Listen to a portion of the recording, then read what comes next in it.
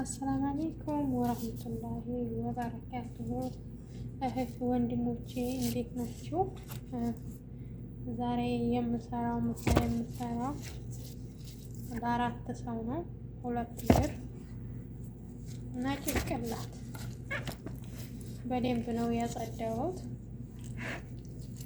እና በጣም ነው ያጸዳሁት። ሰውት በሊፍ ነው ያጠብኩት ማለት ነው። እና ይሄ አንጀት፣ ጨጓራ እና ስጋ አለ። አሁን እንዴት እንደማረግ ያሳያችኋለሁ ማለት ነው።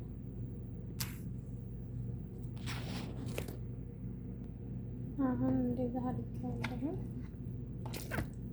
ተመልከቱ።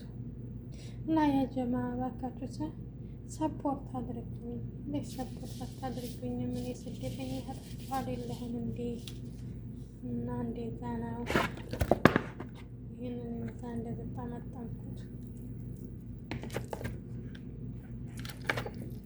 እኛ ሀገር ግን እግር ይጣላል። እዚህ እንዴት እንደምታመልከቱ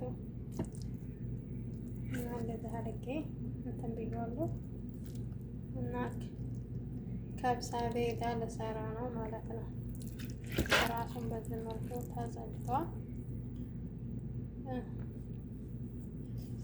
እና እንዴት ናችሁ? ሰላም ናችሁ ወይ?